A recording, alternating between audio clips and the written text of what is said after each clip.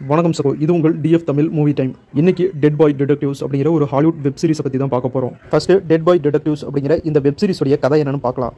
இந்த வெப் சீரிஸில் மொத்தம் 2 ஹீரோஸ். நம்ம 2 ஹீரோஸுமே இப்போ உயிரோட இல்லை, 2 பேருமே இறந்துட்டாங்க.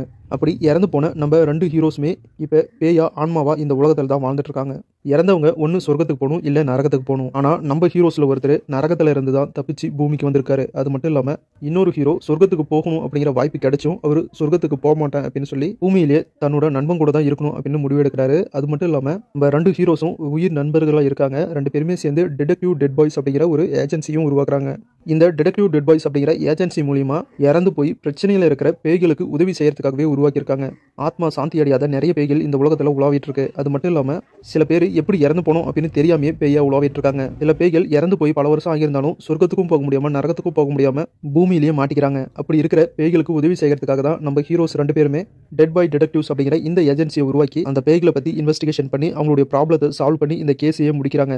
இப்படி திறமை வாய்ந்த டிடெக்டிவ்ஸாக இருக்கிற நம்ம ஹீரோஸ் 2 பேரும் அவங்க கிட்ட வந்த ஒவ்வொரு வித்தியாசமான கேஸையும் நம்ம ஹீரோஸ் 2 பேரும் அவங்களுடைய டிடெக்டிவ் திறமையை வச்சு எப்படியெல்லாம் அந்த கேஸை சால்வ் பண்ணாங்க. அது மட்டும் இல்லாமல் நம்ம ஹீரோஸுக்கு தொந்தரவாக வந்த அந்த கொடூரமான சூனியக்காரி, மனிதனை மாறக்கூடிய காக்கா, பூனைகளின் ராஜா, மரணத்தின் தேவதை அப்படின்னு இவங்க எல்லாரையுமே சமாளித்து நரகத்துக்கும் போகாமல் சொர்க்கத்துக்கும் போகாமல் பூமியில் இருக்கிற மனிதர்களுக்கும் பேய்களுக்கும் இருக்கிற பிரச்சனையை தீர்த்து வச்சு எப்படி நம்ம ஹீரோஸ் 2 பேரும் பேய்களுக்கான ஒரு சிறந்த டிடெக்டிவ்ஸாக மாறினாங்க அப்படிங்கிறதெல்லாம் இந்த வெப் சீரிஸை பார்த்து நீங்களே தெரிஞ்சுக்கங்க. டெட் பாய் டிடெக்டிவ்ஸ் அப்படிங்கிற இந்த வெப் சீரிஸை ரொம்பவே சூப்பராக எடுத்திருக்காங்க. இப்போ சீசன் 1 தான் ரிலீஸ் பண்ணியிருக்காங்க. சீசன் 1ல் மொத்தம் 8 எபிசோடு இருக்கு. 8 எபிசோடு, ஒவ்வொரு எபிசோடும் ரொம்பவே சூப்பராக இருக்கும். ஒவ்வொரு எபிசோட்லையும் ஒவ்வொரு வித்தியாசமான கேசஸ் வரும். அந்த ஒவ்வொரு கேஸுமே வித்தியாசமாகவும் இருக்கும். இந்த கேஸ்லாம் நம்ம ஹீரோஸ் எப்படியா சால்வ் பண்ண போறாங்க அப்படிங்கிற ஒருவித எதிர்பார்ப்பையும் ஒவ்வொரு எபிசோடுக்குமே வச்சிருக்காங்க. டோட்டலாக 8 எபிசோடுமே தரமான எபிசோடு அப்படின்னு சொல்லலாம். இந்த வெப் சீரிஸில் வர ஹாரர், மிஸ்ட்ரி அப்படின்னு எல்லாமே பக்காவாக பண்ணியிருந்தாங்க. ஒவ்வொரு எபிசோடும் அடுத்தன அப்படின்னு போய்கிட்டே இருந்துச்சு. போரே அடிக்கல. டோட்டலாக டிடெக்டிவ் டெட் பாய்ஸ் அப்படிங்கிற இந்த ஹாலிவுட் வெப் சீரிஸ் எப்படி இருக்கு அப்படின்னா, ஒரு சூப்பரான horror thriller, super national investigation web series பார்க்கணும்னா கண்டிப்பாக இந்த வெப் சீரிஸை பார்க்கலாம். அந்த அளவுக்கு இந்த வெப் சீரிஸ் தரமாக இருக்குது. எல்லாமே நல்லா இருந்தாலும் இந்த வெப் சீரிஸில் இருக்கிற ஒரே ஒரு பிரச்சனை, இந்த வெப் சீரிஸை ஃபேமிலியோட பார்க்கவே முடியாது. ஏன் இந்த வெப் சீரிஸில் அவ்வளோ கொடூரமான ஹாரர் சீன்லாம் வச்சிருக்காங்களா அப்படின்னு கேட்டிங்கன்னா அப்படி இல்லை. அதை தாண்டி 18+ கண்டென்ட்டும் இருக்குது.